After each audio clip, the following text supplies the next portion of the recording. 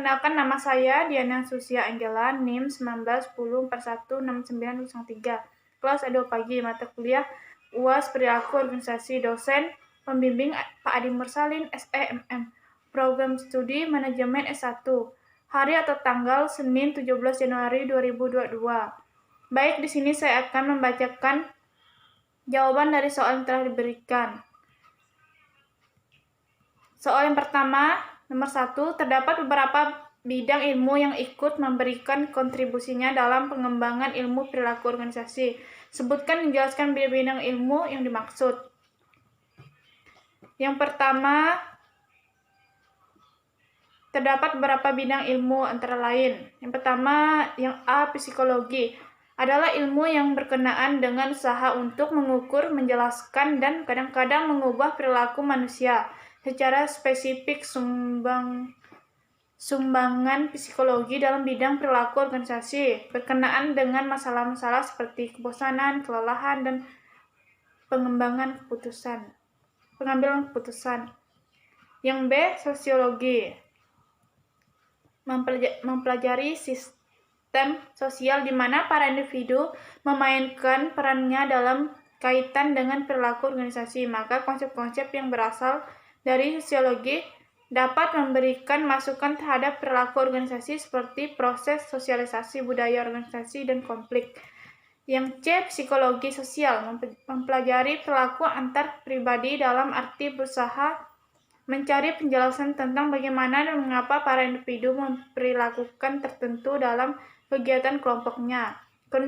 Kontribusi untuk perilaku organisasi yaitu bagaimana menerapkan perubahan dan bagaimana mengurangi hambatan agar suatu perubahan dapat diterima. Yang D, antropologi, mempelajari masyarakat untuk mengetahui seluk-beluk manusia dan aktivitasnya. Hal yang dapat diambil dari antropologi untuk perilaku organisasi seperti perbedaan-perbedaan fundamental dalam menilai sikap dan norma tentang perilaku yang dapat diterima, mempelajari cara orang bertindak. Yang E, ilmu politik, berbagai hal yang dapat diambil dari ilmu politik oleh perilaku organisasi adalah struktur konflik, alokasi kekuasaan, dan bagaimana orang memanipulasi kekuasaan untuk kepentingan pribadinya. Soal yang kedua, mengapa perilaku organisasi penting dipelajari oleh mahasiswa manajemen? Apakah perilaku organisasi juga perlu dipelajari oleh manajer sumber daya manusia di suatu perusahaan? Kenapa? Jawabannya, karena dengan mempelajari perilaku organisasi, kita bisa mengenali, mendiagnosis, dan menjelaskan kejadian-kejadian yang secara teratur dan predictable terjadi dalam sebuah organisasi. Mengenali kejadian seperti ini sangat bermanfaat bagi para manajer, sebab bisa digunakan untuk mengidentifikasi masalah, menjelaskan apa yang sedang terjadi dalam sebuah organisasi, dan menjelaskan apa yang seharusnya dilakukan para manajer. Dengan mempelajari perilaku organisasi, kita juga akan bisa memprediksi masa depan organisasi dengan menggunakan kejadian masa kini sebagai prediktornya. Sebab organisasi umumnya didirikan bukan untuk jangka pendek, melainkan untuk jangka panjang, bahkan kalau mungkin untuk waktu yang tidak terbatas. Dengan mempelajari perilaku organisasi, kita akan lebih mampu mengendalikan perilaku manusia di dalam organisasi, sebab harus kita sadari bahwa tidak semua perilaku manusia di dalam organisasi selaras dan cocok dengan kepentingan organisasi, mengingat berkumpulnya beberapa orang di dalam organisasi berasal dari beberapa latar belakang keluarga, pendidikan, dan karakter yang berbeda. Di samping itu, mereka juga mempunyai kepentingan yang berbeda. Soal yang ketiga, sebutkan dan jelaskan prinsip-prinsip dalam perilaku organisasi. Prinsip-prinsip itu berbunyi sebagai berikut. Yang pertama, pembagian kerja. Prinsip ini sama dengan pembagian kerja Adam Smith spesialisasi, menambah kerja dengan cara membuat para pekerja lebih efisien, yang bertujuan memperoleh hasil sebaik-baiknya dari usaha bersama itu. Yang kedua, kekuasaan atau wewenang ialah memberi hak perintah dan dipatuhi bagi seorang kepala yang baik, pemimpin atau manajer. Maka kekuasaan pribadinya yang bersumber pada kemantapan jiwa, pengetahuan, pengalaman, dan waktunya. Manajer harus dapat memberi perintah wewenang memberikan hak ini kepada, tetapi wewenang berjalan seiring dengan tanggung jawab. Jika wewenang digunakan, timbulnya tanggung jawab. Agar efektif, wewenang seorang manajer harus sama dengan tanggung jawabnya. Yang ketiga, disiplin atau tata tertib ialah perhatian untuk ketentuan-ketentuan tanggung jawab, ketekunan, semangat kerja, dan sikap menghormati atasan. Yang keempat, kebulatan perintah atau satuan komando ialah bahwa setiap orang melakukan untuk tugas tertentu hanya menerima penugasan dari satu kepala. Setiap pegawai seharusnya menerima perintah hanya dari seorang atasan. Yang kelima, kesatuan arah. Setiap kelompok aktivitas organisasi yang mempunyai tujuan sama harus dipimpin oleh seorang manajer dengan menggunakan sebuah rencana. Yang keenam, kepentingan pribadi tunduk pada kepentingan umum. Pendahuluan kepentingan umum di atas kepentingan individu. Kepentingan seorang pegawai atau kelompok pegawai tidak boleh mendahulukan kepentingan organisasi secara keseluruhan. Yang ketujuh, remunerasi atau imbalan untuk karyawan. Hendaklah dapat memberikan keputusan yang baik bagi pihak yang memberikan pekerjaan maupun pihak yang menerimanya. Para pekerja harus digaji sesuai dengan jasa yang mereka berikan. Yang kedelapan, senantiasa terhadap desentralisasi, berupa pilihan alternatif yang bergantung pada situasi, kondisi, serta hubungan yang berlaku. Ini menunjukkan kepada sejauh mana para bawahan terlibat dalam pengambilan keputusan. 9. Hierarki atau rantai skalar atau garis wewenang. Garis wewenang dari manajemen puncak sampai ke tingkat yang paling rendah merupakan rantai skalar komunikasi silang. Dapat diizinkan jika disetujui oleh semua pihak, sedangkan atasan harus diberi tahu. Yang ke-10, tantanan atau susunan. Sebagai berlaku baik bagi benda maupun manusia, hendaknya ada tempat bagi setiap benda dan setiap benda ada tempatnya. Begitu pula the right man of the right place. Orang dan bahan harus ditempatkan pada tempat dari waktu yang tepat. Yang ke-11, kelayakan dan kewajaran yang tidak sepenuhnya sama maknanya dengan keadilan. Bila mana berlaku kewajaran, maka peraturan-peraturan tidak hanya akan dilakukan dengan adil, melainkan juga secara bijaksana serta senang hati. Para manajer harus selalu baik dan jujur terhadap bawahan. 12. Stabilitas kepegawaian, perputaran atau turnover pegawai yang tinggi adalah tidak efisien. Manajemen harus menyediakan perencanaan personalia yang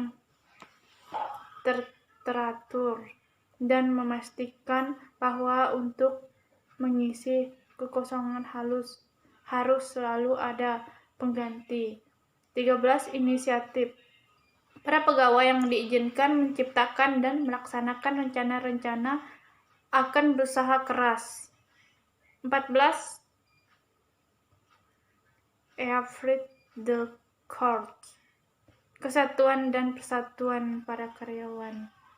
Adanya harmoni atau keselarasan yang baik merupakan pokok bagi kelancaran suatu organisasi. Ialah yang kini disebut meningkatkan rasa kesetiaan kawanan atau kesejawatan, mendorong tim spirit akan membangun keselarasan persatuan di dalam organisasi. Nomor 4, jelaskan isi dari link di atas. Jawaban: tujuan yang bermanfaat bagi karyawan dan perusahaan. Perilaku organisasi merupakan ilmu tentang dinamika perilaku individu dan kelompok dalam suatu organisasi dan dampaknya terhadap kinerja, baik kinerja individu, kelompok maupun organisasi. Ada beragam tujuan perilaku organisasi, mulai dari membangun budaya kelompok kerja, merekrut orang-orang terbaik, menciptakan hubungan yang bermakna di antara anggotanya, menyelesaikan konflik, mengembangkan kualitas masing-masing individu, hingga membangun rantai kepemimpinan yang jelas. Perilaku organisasi memiliki beragam tujuan yang bermanfaat bagi karyawan maupun perusahaan, seperti menemukan kandidat yang tepat, keputusan kerja, budaya organisasi, kepemimpinan dan resolusi konflik, memahami karyawan lebih baik, mengetahui potensi karyawan, mengembangkan tim yang baik, meningkatkan produktivitas. Adapun cara mengubah atau mengembangkan perilaku organisasi yang telah ada untuk memperkuat tim, seperti memiliki pemimpin yang tepat, memilih karyawan yang sesuai budaya perusahaan, review budaya kerja, tentukan tujuan, memotivasi, menetapkan aturan yang jelas, menutup.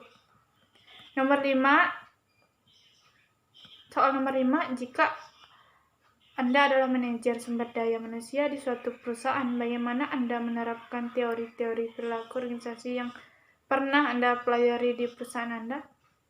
Jawabannya, kita sering melihat suatu perusahaan ketika memutuskan bagaimana akan berkompetisi. Hal itu dilakukan dengan cara memutar rumusan pada setiap departemen dengan strategi untuk mendukung tujuan kompetitifnya. Karyawan yang berbeda di departemen adalah manajemen sumber daya manusia. Setiap perusahaan melakukan kebijakan-kebijakan manajemen sumber daya manusia dan aktivitas-aktivitasnya untuk bisa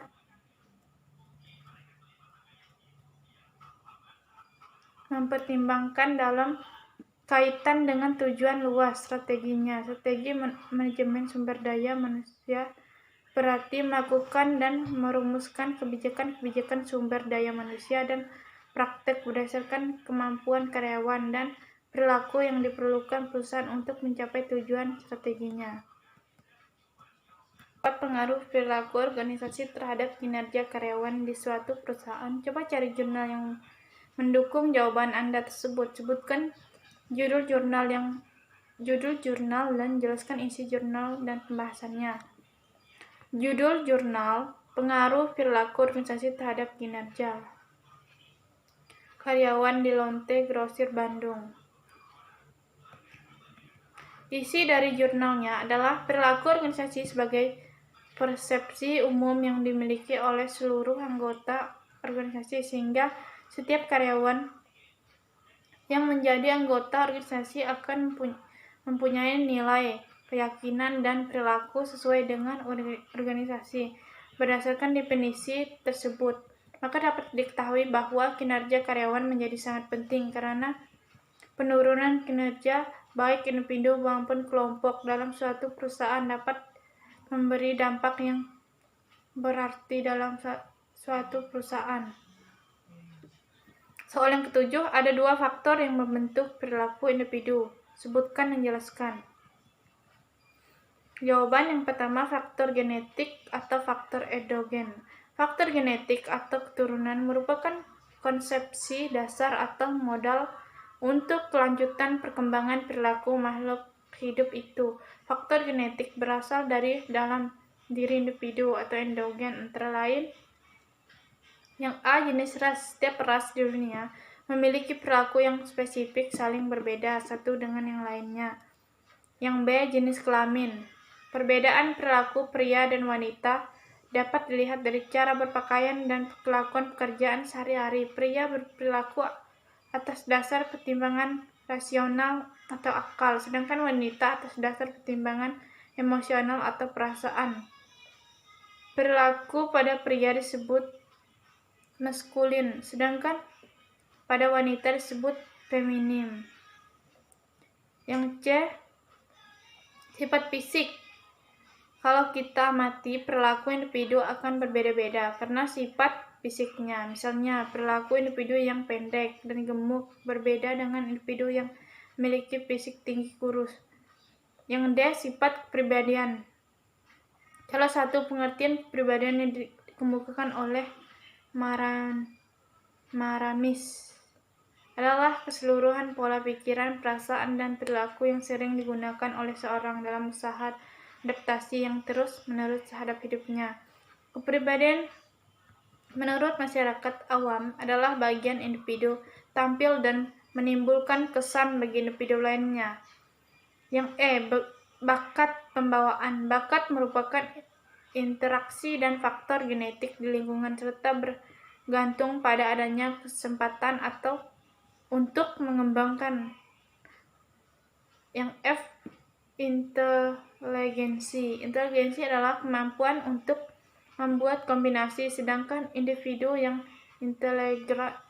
inteligen yaitu individu yang dalam mengambil keputusan dapat bertindak tepat, cepat, mudah. Sebaliknya, bagi individu yang memiliki inteligensi rendah dan mengambil keputusan akan bertindak lambat. Yang kedua, faktor eksogen atau faktor dari luar individu. Yang A, faktor lingkungan. Lingkungan di sini menyangkut segala sesuatu yang ada di sekitar individu, baik fisik, biologis, maupun sosial.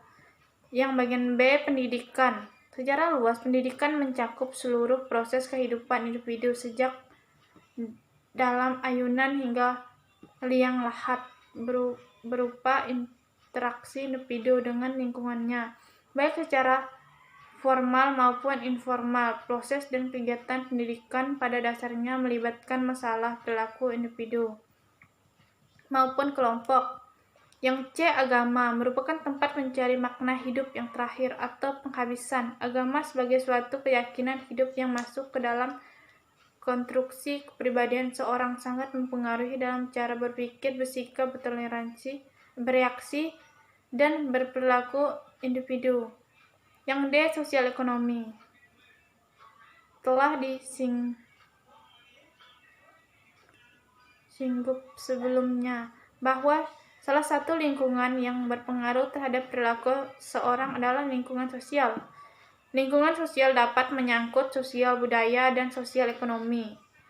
Yang bagian E, kebudayaan merupakan ekspresi jiwa terwujud dalam cara-cara hidup dan berpikir, pergaulan hidup, seni, kesusastraan, agama, rekreasi, dan hiburan. Nomor 8. Jelaskan hubungan antara nilai-nilai dan perilaku individu. Berikan contoh dan penjelasan. Dalam kehidupan manusia, nilai berfungsi sebagai standar yang memandu perilaku. Nilai membimbing individu untuk beradaptasi dengan suatu situasi dan bagaimana individu berperilaku dalam situasi. Nilai menjadi kriteria yang dipegang oleh individu dalam memiliki dan memutuskan suatu. Nilai memberikan arah pada sikap, keyakinan, dan perilaku seorang serta memberikan pedoman untuk memilih perilaku yang diinginkan pada setiap individu. Oleh karena itu, nilai mempengaruhi perilaku sebagai dampak dari terbentuknya sikap dan keyakinan, sehingga dapat dikatakan bahwa nilai merupakan faktor penentu dalam berbagai perilaku sosial. Nomor 9. Soal yang ke-9, apa yang dimaksud dengan keberagaman dalam organisasi? Jelaskan jawabannya. Jawaban Anda. Jawabannya, keragaman dalam organisasi.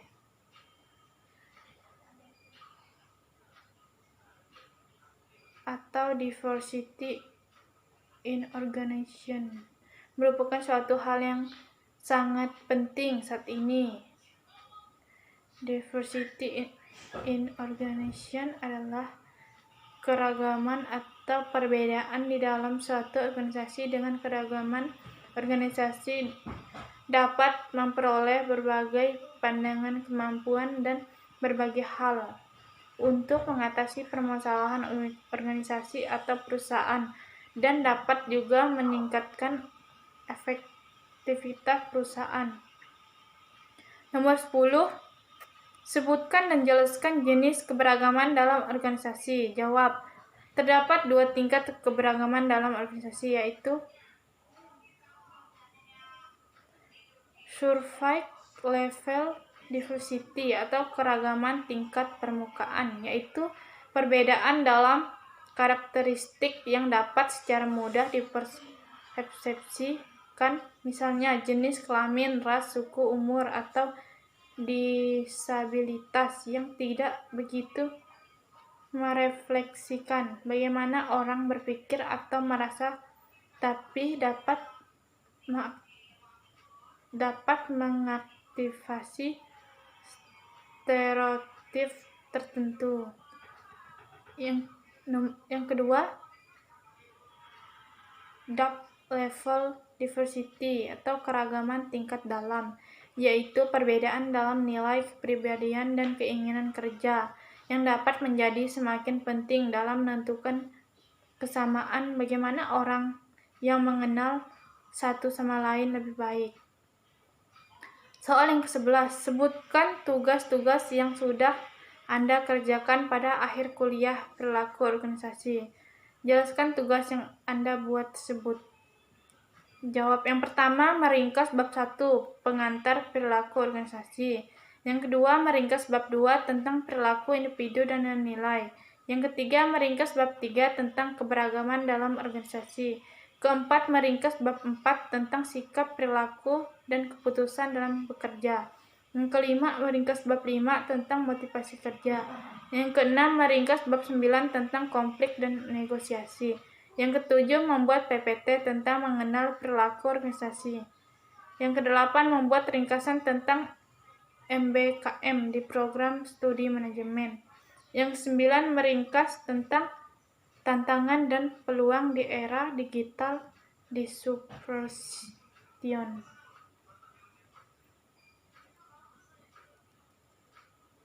Sekian dan terima kasih.